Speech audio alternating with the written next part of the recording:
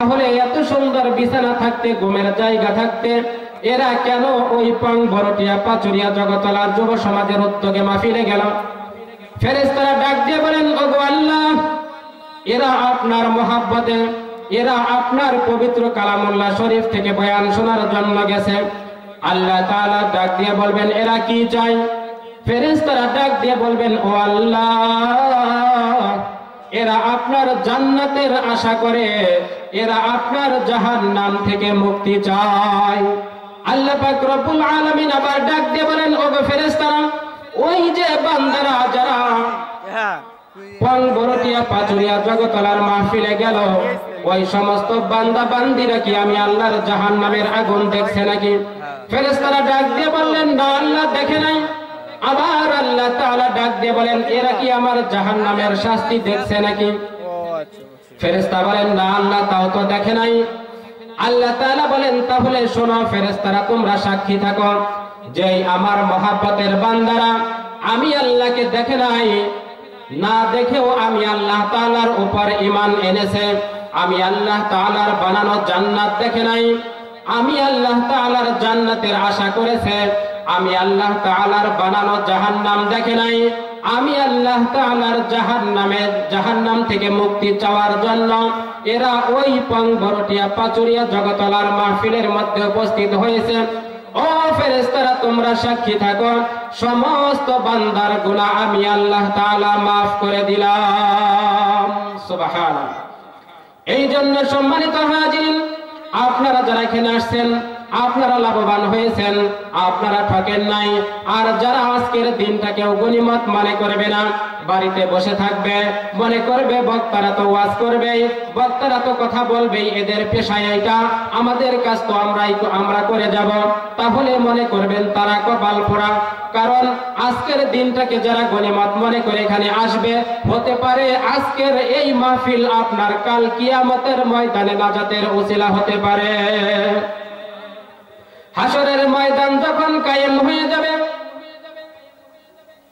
সূর্যর সবগুলো মুখ যখন নিচের দিকে দেওয়া হবে, হাসরের ময়দানের মাটি যখন তামার মতো পরিণত হয়ে যাবে, যখন পায়ের নিচের মাটি তামার মতো গরম হয়ে যাবে, সূর্যের প্রখরের কারণে মানুষের মাথার মগজ যখন টকবক করে বাতের মারের মতো যখন ফুটতে থাকবে, মানুষ কতজন হাঁটু পর্যন্ত গামের মধ্যে থাকবে, কতজন কোমর পর্যন্ত গামের মধ্যে থাকবে, কতজন গলা পর্যন্ত গামের মধ্যে থাকবে, আবার কতজন মানুষ তারা এই দুর্গন্ধময় গামের মধ্যে তারা সাঁতার কাটতে থাকবে। ওই সময় আমার আর আপনার দুনিয়ার কোনো কাজ, দুনিয়ার কোনো ধন সম্পদ, দুনিয়ার কোনো স্ত্রী, দুনিয়ার কোনো বন্ধু, দুনিয়ার মা বাবা ওই দিন কিন্তু কোনো কাজে আসবে না। ওই দিন কাজে আসবে শুধু আমার আপনার নেক আমল। এই জন্য আল্লাহ পাক রব্বুল আলামিন পবিত্র কুরআনুল কারীমের মধ্যে এই প্রসঙ্গে বলেছেন। পবিত্র কুরআনুল কারীমের মধ্যে 30 নম্বর পারার সূরা আবাসার মধ্যে আল্লাহ পাক রব্বুল আলামিন বলেছেন, ইয়াউমা ইয়াফিরুল মারউ মিন আখিহি ওয়া উম্মিহি ওয়া আবিহি ওয়া সাহিবাতিহি ওয়া বানিহি। আল্লাহ পাক রব্বুল আলামিন বলেন, ওই দিন ভাই ভাই থেকে পলায়ন করবে, ওই দিন মাতা পিতা ছেলে সন্তান থেকে পলায়ন করবে, ওই দিন পিতা মাতা থেকে সন্তান পলায়ন করবে, ওই দিন বন্ধু বন্ধু থেকে পলায়ন করবে, ওই দিন কেউ কারো কোনো কাজে আসবে না। ওই দিন একমাত্র কাজে আসবে নেক আমল। এই জন্য সম্মানিত হাজিরিন, আমাদের দুনিয়াতে থাকা অবস্থায় নেক আমল করে যেতে হবে। আমরা যদি নেক আমল না করে যাই, তাহলে ওই দিন আমাদের শুধু আফসোস করতে হবে। এই জন্য কবি বলেছেন, একটুখানি নেকের তরে রোজ হাসরের মাঠেতে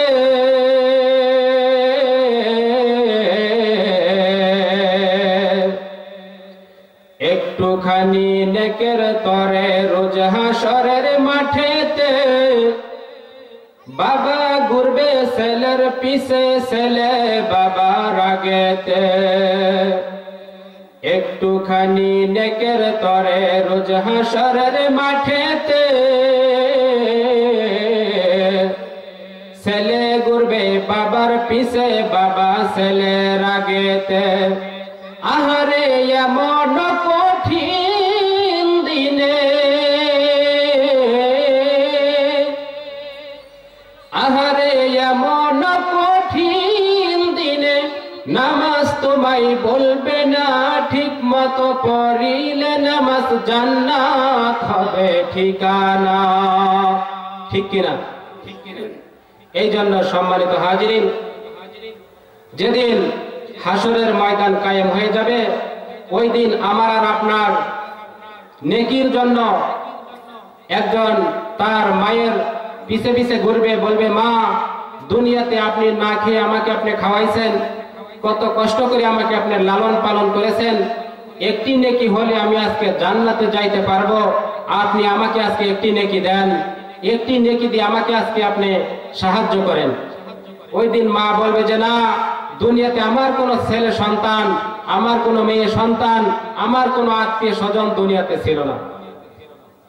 বাবার পিছে পিছে যখন সন্তান ঘুরবে যে বাবা দুনিয়াতে কত কষ্ট করেছেন, আপনি ছিঁড়া জামা পরে আমার জন্য নতুন জামার ব্যবস্থা করেছেন, আপনি না খেয়ে আমার জন্য আপনি খানার ব্যবস্থা করেছেন, আজকে আমি হাসরের ময়দানে নেকি ছাড়া আমার আজকে জাহান্নাম ছাড়া তো আর কোনো উপায় নাই।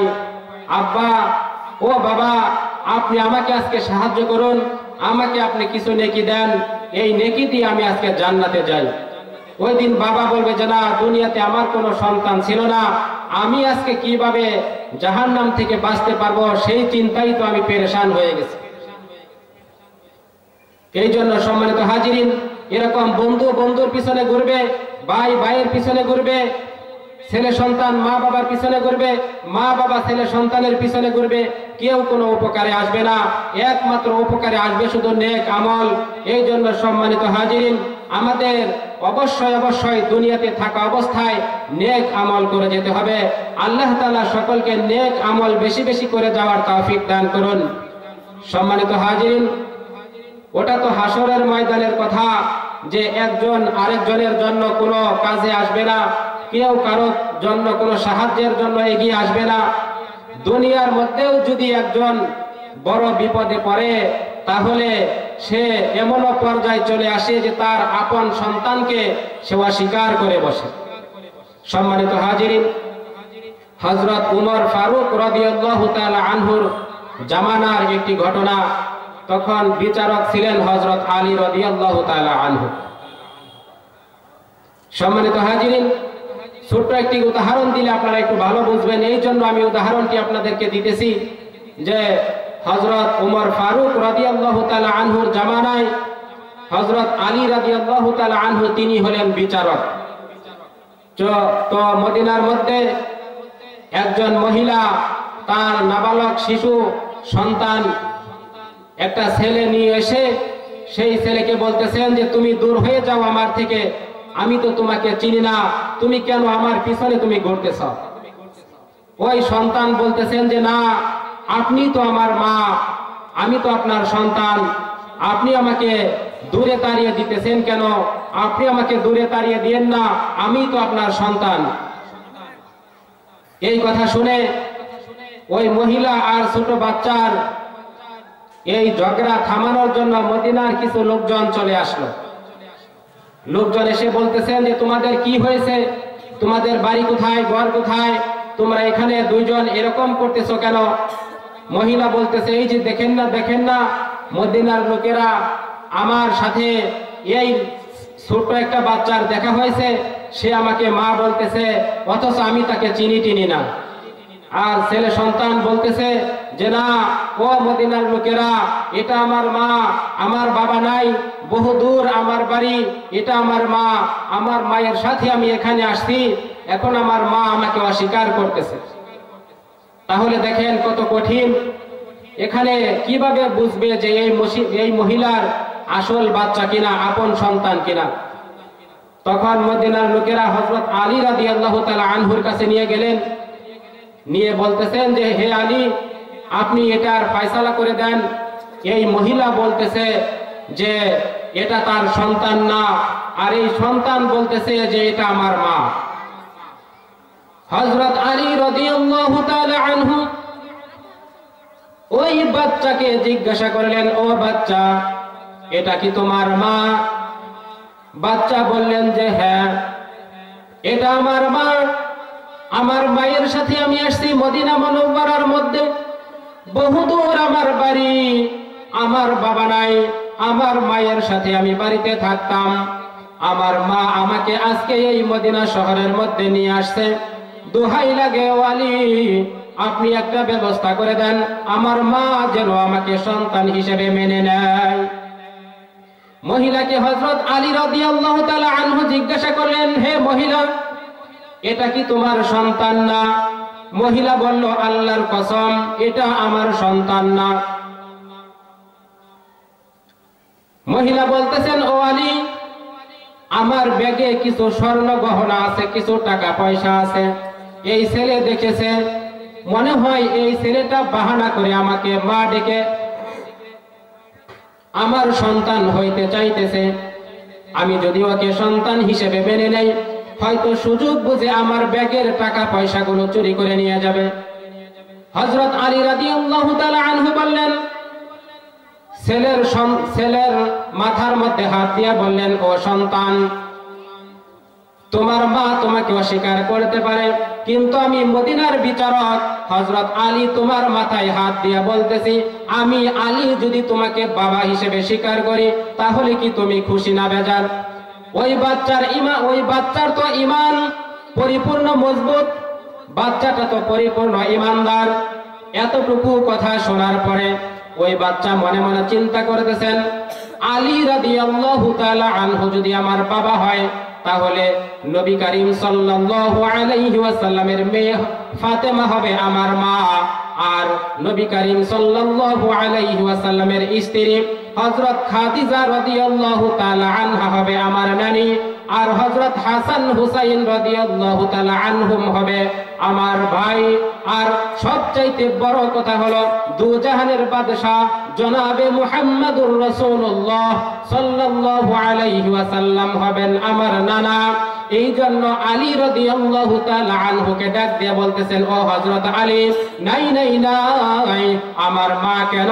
দুনিয়ার সমস্ত মানুষ যদি আমাকে জায়গা না দেয়, দুনিয়ার সমস্ত মানুষ যদি আমাকে আপন করে না নেয়, তারপরেও আমার কোনো চিন্তা নাই, কারণ আপনার মতো হযরত আলী রাদিয়াল্লাহু তাআলা আনহুকে আমি বাবা হিসেবে পেয়ে ধন্য হয়ে গেছি। আপনার স্ত্রী হযরত ফাতেমা রাদিয়াল্লাহু তাআলা আনহাকে আমি মা হিসেবে পেয়ে আমি ধন্য হয়ে গেছি। আপনার শাশুড়ি হযরত খাদিজা রাদিয়াল্লাহু তাআলা আনহার মতো নানি পেয়ে আমি ধন্য হয়ে গেছি।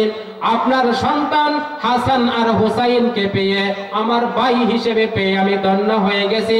সবচাইতে বড় কথা যেটা, আপনার শ্বশুর জনাবে মুহাম্মদুর রাসূলুল্লাহ সাল্লাল্লাহু আলাইহি ওয়াসাল্লাম হবেন আমার নানা। কিয়ামতের ময়দানে আল্লাহ তাআলার বিচার কার্য যখন শুরু হয়ে যাবে, সমস্ত মানুষ যখন ইয়া নাফসি নাফসি করে, যখন কেউ কোনো রাস্তা খুঁজে পাবে না, আমি আমার নানার হাত ধরে জান্নাতে চলে যাব। সুবহানাল্লাহ। আলী রাদিয়াল্লাহু তাআলা আনহুর এই কথা শুনে বাচ্চাটা এত খুশি হলো, হবেই না কেন? এই রকম একজন বিচারক যার মাথায় হাত রেখে যদি বলে, এই রকম একজন বিচারক যার মাথায় হাত রেখে বলবে, তুই আমার মহাব্বতের, তুই আমার সন্তান, এরকম যার মাথায় হাত রেখে বলবে, তার আর কোনো চিন্তা নাই। এই জন্য হযরত যায়েদ রাদিয়াল্লাহু তাআলা আনহু রাসূল সাল্লাল্লাহু আলাইহি ওয়াসাল্লামের পালক পুত্র, সে ছিল একজন গোলাম। আমার আপনার রাসূলকে যখন খেদমতের জন্য পেশ করা হয়, আমার আপনার নবী একদিন যায়েদকে আজাদ করিয়া দেন। যায়েদ খবর নিয়ে দেখেন, ইনি হলেন দুজাহানের বাদশা জনাবে মুহাম্মদুর রাসূলুল্লাহ সাল্লাল্লাহু আলাইহি ওয়াসাল্লাম। একদিন জায়েদের বাবা এবং তার চাচা কিছু বকরি এবং কিছু উট নিয়ে আসলেন রাসূলের দরবারে। রাসূলের দরবারে এসে বললেন, ইয়া রাসূলুল্লাহ, ইয়া হাবিবাল্লাহ, আমার ছেলের মুক্তির জন্য এই যে আমি উটের পাল নিয়ে আসছি, আমি এই যে বকরির পাল নিয়ে আসছি, যতগুলো মনে চায় আপনি রেখে দেন, বিনিময়ে আমার সন্তানকে আপনি আজাদ করে দেন।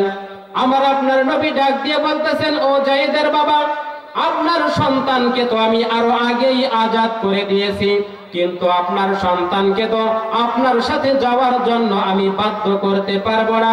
জায়েদকে আমি আজাদ করে দিয়েছি, আপনি বাবার সাথে যদি জায়েদ যায় তাহলে আমার কোনো কথা নাই, আপনি নিয়ে যান। জায়েদের বাবা আর চাচা দুজনে খুশি হয়ে গেছে, বলল যে যাক, আলহামদুলিল্লাহ, ভালো হয়েছে। ছাগল আমার থেকে আর কেউ নিবে না, উট আমার থেকে আর কেউ নিবে না, আমার উট আমার রয়ে যাবে, থেকে যাবে, আমার ছাগল আমার কাছেই থেকে যাবে, তারপরেও আমার সন্তানকে তো আমি পেয়ে যাব। জায়েদকে ডাক দিয়ে বললেন তার বাবা, বাবা জায়েদ, আল্লাহর রাসূল তোমাকে আজাদ করে দিয়েছে, আমি তোমার বাবা আসছি, এই যে আমার সাথে তোমার চাচা আসছে, তোমার মা বাড়িতে সব সময় তোমার কথা বলে, তুমি চলো আমাদের সাথে, তুমি বাড়িতে চলো। জায়েদ কোনো কথা বলে না, মাথাটা নিচের দিকে দিয়া চোখের পানি ধর ধর করে ছেড়ে দিতেছে আর বলতেছে, ওগো বাবা, আপনি আমার বাবা হতে পারেন, কিন্তু আপনার সাথে আমি যাইতে পারবো না, কারণ এখন আমি যেই বাড়িতে থাকি এই বাড়ির মধ্যে আল্লাহ তাআলার রহমত নাজিল হয়। এখন আমি যেই বাড়ির মধ্যে থাকি, এখন আমি যেই ঘরের মধ্যে থাকি, এই ঘরওয়ালার সাথে আল্লাহ তাআলার সম্পর্ক।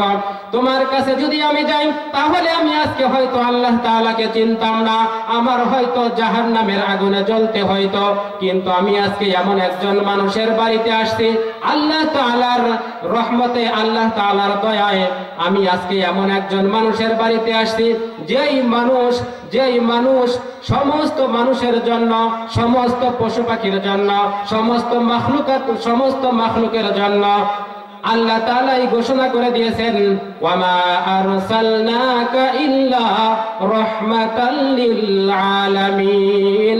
যেই মানুষটা জগৎ সমূহের জন্য রহমত হিসেবে প্রেরিত হয়েছে। জায়েদের বাবা নিরাশ হয়ে চলে গেল। জায়েদ রাদিয়াল্লাহু তাআলা আনহুকে আমার আপনার নবী হাত ধরে মক্কা নগরীর মধ্যে গিয়া বলতেছেন, ও মক্কার লোকেরা, আজ থেকে কিন্তু জায়েদ আমার সন্তান। ও মক্কার লোকেরা শুনে রাখো, আজ থেকে ঘোষণা দিয়ে দিলাম, আমি মুহাম্মদ, জায়েদ আমার সন্তান।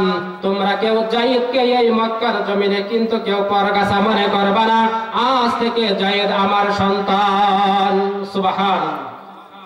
তাহলে দেখেন সম্মানিত হাজিরিন, যে ওই সমস্ত মানুষ তারা কিরকম ঈমানওয়ালা ছিল, যে হযরত আলী রাদিয়াল্লাহু তাআলা আনহুর মতো বাবা পেয়ে তারা কত খুশি হয়ে গেছে, যে আপন নিজের মাকে ছেড়ে তারা থাকতেও রাজি। সম্মানিত হাজিরিন, ঘটনা এই পর্যন্ত রাখছিলাম যে হযরত আলী রাদিয়াল্লাহু তাআলা আনহু বলল ছেলেকে যে তোমার মা যদি তোমাকে অস্বীকার করে, আমি বিচারক আলী যদি তোমাকে সন্তান হিসেবে মেনে নেই, তাহলে কি তুমি খুশি না বেজার? আপনারা তো বুঝতে পারলেন যে ছেলেটা খুশি হয়েছে তার মাকে হারিয়েও। এখন সংক্ষেপে আমি ঘটনাটা শেষ করে দেই, যে আলী রাদিয়াল্লাহু তাআলা আনহু এবার ওই বাচ্চার মাকে বলতেছে যে, হে মহিলা, তুমি তো বলেছ এটা তোমার সন্তান না, এটা তো এখন আমার সন্তান। আর নাবালেগ শিশুর উপরে তো, যে নাবালক বাচ্চার উপরে তো গার্জিয়ানের, অভিভাবকের তো হুকুম চলে, কিছু দায়িত্ব চলে। তো আমি বাবা হিসেবে এই নাবালক সন্তানকে আমি তোমার সাথে বিয়ে দিয়ে তোমাকে আমার বাড়িতে রাখতে চাই, তুমি কি রাজি আছো? ওই মহিলা বলল যে, হে শেরে খুদা হযরত আলী, আসলে আপনার টেকনিকের উপরে আমি হেরে গেলাম, আসলে এটা আমার সন্তান। আমার স্বামী যুদ্ধে পরাজিত হয়েছিল, যুদ্ধে শাহাদাত বরণ করেছিল, যার কারণে আমি আজকে একা একা বাড়িতে, আমার খাবার জুটে না, আমার সন্তান নিয়ে খুব কষ্ট হচ্ছিল। এই জন্য আমি চিন্তা করলাম মদিনায় গিয়ে কোনো কলা কৌশলে আমার সন্তানকে রেখে আসতে পারি কিনা। তো সম্মানিত হাজিরিন, তাহলে দেখেন হাসরের ময়দানে তো কেউ কাউকে চিনবেই না। দুনিয়াতের মধ্যেও মুসিবত যদি আসে তখন বন্ধু বন্ধুকে ছেড়ে চলে যায়, আপন মা তার সন্তানকে ছেড়ে চলে যায়। এই জন্য সম্মানিত হাজিরিন, আমরা ওই আখিরাতের কথা মনে করে, দুনিয়ার কথা মনে করে আমরা একে অপরের সাহায্য না নিয়ে সব সময় আমরা আল্লাহ তাআলাকে বন্ধু হিসেবে যেন গ্রহণ করতে পারি। আমরা সুখে দুঃখে সর্ব অবস্থায় যেন আল্লাহ তাআলার হুকুম আহকাম মেনে আমরা যেন দুনিয়া থেকে বিদায় হতে পারি। আল্লাহ তাআলা আমাদেরকে সেই তৌফিক দান করুন। ওয়া আখিরু দাওয়ানা আনিল হামদুলিল্লাহি রাব্বিল আলামিন। আসসালামু আলাইকুম ওয়া রাহমাতুল্লাহি ওয়া বারাকাতুহু।